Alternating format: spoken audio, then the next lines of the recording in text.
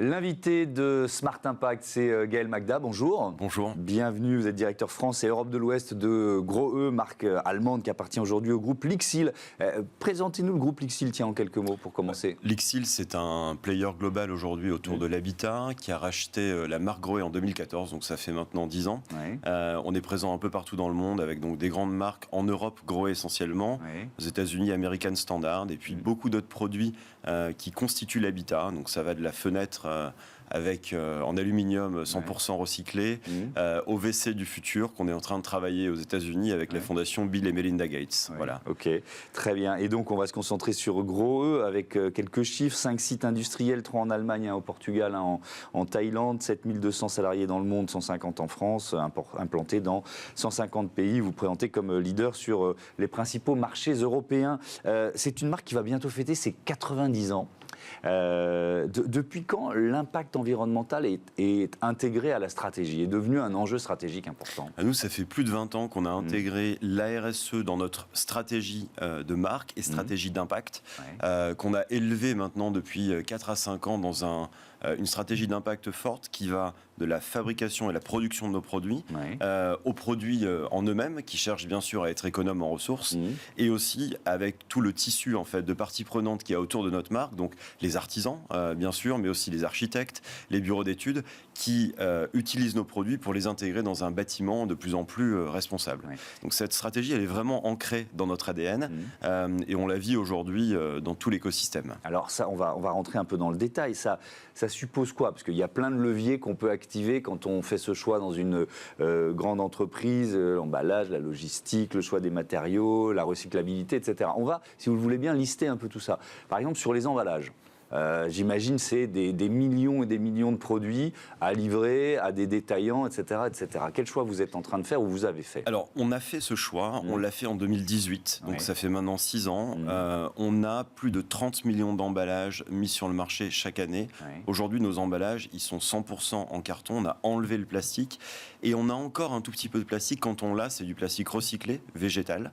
Voilà. Donc ça, c'était un parti pris qui a été assez fort, qui finalement n'est pas simple parce que ça oblige à revoir comment on met un produit dans son emballage pour que évidemment on l'abîme pas et qu'un installateur, un artisan qui va accéder à ce produit puisse avoir aussi des emballages de plus en plus compacts pour les recycler. On se dit toujours c'est facile, il suffit de prendre la décision, sauf que derrière il y a une chaîne de valeur et d'organisation à mettre en place. Tiens, justement sur la logistique, les choix logistiques, combien de camions sur les routes, est-ce que vous avez pu limiter leur impact, et quelle direction vous voulez prendre? Nous, en fait, sur la logistique, d'abord, notre angle, en fait, ça a été de se dire on doit être près des bassins de consommation. Et aujourd'hui, finalement, l'Europe, c'est notre plus grand marché mondial. Donc, on a, et vous l'avez rappelé tout à l'heure dans votre introduction, dans nos 5 sites industriels, 4 sont en Europe. Et ils sont vraiment aux frontières de la France, que 3 sont en Allemagne, 1 au nord du Portugal.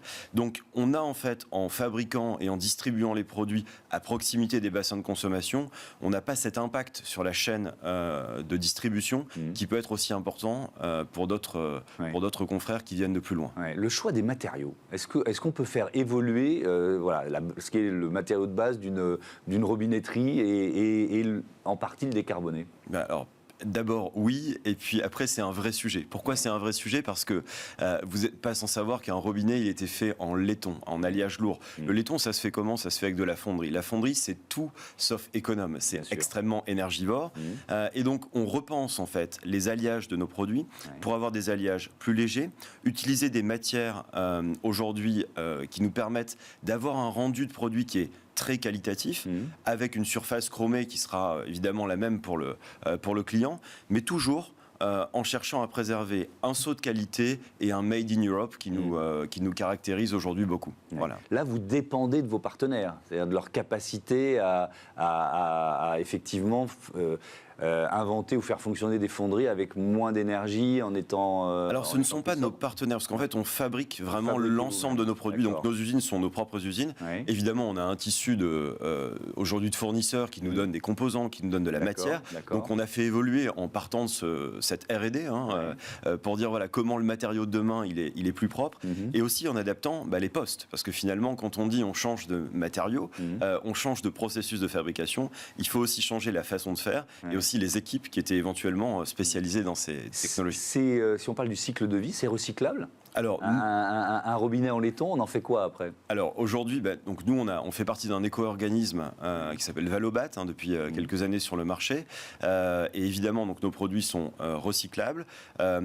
Pourquoi ? Parce que c'est du métal, et le métal c'est finalement ce qui intéresse tout le monde en termes de recyclabilité. Ça se réutilise fortement, et nous-mêmes dans nos processus de fabrication, on utilise une partie de matériaux recyclés pour fabriquer nos produits. Et ça c'est déjà intégré dans nos processus de fabrication actuelle. Alors, vous menez aussi des actions pour la préservation de l'eau. Expliquez-moi de quoi il s'agit. Alors, simplement, l'eau, c'est une ressource dont on n'a pas beaucoup parlé ces dernières années. Ouais. On a beaucoup parlé d'énergie, pour de bonnes raisons. Et de fait, l'eau a été un peu mise sur le côté. Elle a été mise sur le côté parce que c'est une ressource aujourd'hui qui était abondante, d'un côté, et une ressource qui n'est pas chère aujourd'hui. Le Français paye 4 à 6 euros par mètre cube en France son eau. Donc, il n'y a pas une préoccupation, en fait, aujourd'hui, chez les Français pour se dire « il faut que je préserve mon eau ». Mais malheureusement, ça a changé. Ça a changé quand ? Ça a changé il y a 2 étés. En 2022, on a vu 100 communes en France qui n'ont plus eu accès à de l'eau potable. Et ça, c'était un phénomène climatique qu'on n'anticipait pas sur notre territoire. On le voyait un peu plus lointain. On en entendait parler. L'Espagne. Voilà. Mais on se disait, nous, on est un peu protégés. Voilà. C'est plus le cas. Et évidemment, ces phénomènes vont s'accentuer dans les prochaines années. Donc, de fait, aujourd'hui, nous, on travaille, bien sûr, avec les différentes parties prenantes du bâtiment pour diffuser des produits qui sont déjà économes en eau. On a un certain nombre de technologies, on n'en fera pas l'apanage aujourd'hui, mais qui font 30 à 70% d'économie d'eau aujourd'hui par rapport à un produit classique du marché. C'est-à-dire pour le construire ? Non, dans l'utilisation. Dans l'utilisation. C'est pour ça que j'ai eu raison de poser la question. Donc ça veut dire quoi ? Ça veut dire que quand je me douche, par exemple, avec de nouveaux pommeaux, je vais pouvoir utiliser, vous disiez, 30 à 70% de moins d'eau. Donc ça, on a intégré des nouvelles technologies dans nos produits qui sont relativement simples. On fait partie vraiment des marques qui pensent que on peut réinventer l'usage dans une certaine mesure, mais on doit toujours avoir un confort dans l'utilisation. Sans quoi, on risque de passer plus de temps dans sa douche, dans son utilisation de l'eau, et finalement, la consommation qui aura peut-être été un peu plus faible va s'allonger. Donc, on veut vraiment maintenir une expérience en fait, d'utilisation des produits qui est importante, mais qui soit beaucoup plus modérée et raisonnable.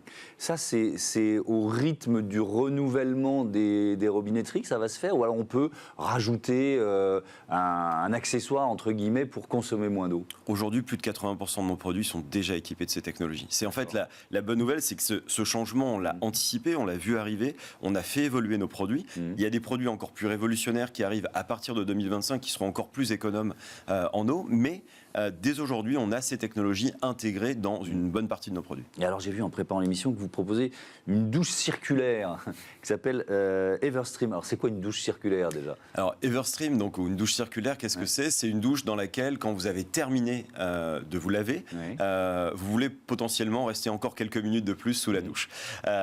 Ou en tout cas, ne pas culpabiliser ceux qui seront toujours sous la douche. Donc là, vous avez un petit bouton additionnel sur lequel vous appuyez et l'eau travaille en circuit fermé.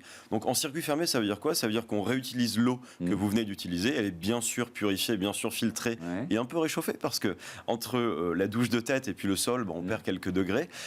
Et cette promesse, en fait, c'est quoi ? C'est 70% d'économie d'eau et 75% d'économie d'énergie puisque l'eau est chaude, donc elle doit être chauffée en amont. Donc c'est vraiment un produit révolutionnaire qui arrive sur le marché à partir de cette année et qui va nous permettre, bien sûr, d'augmenter l'expérience des utilisateurs avec une promesse qui est vraiment cette économie importante. Et alors ce WC du futur là, dont vous parliez tout à l'heure, c'est quoi ?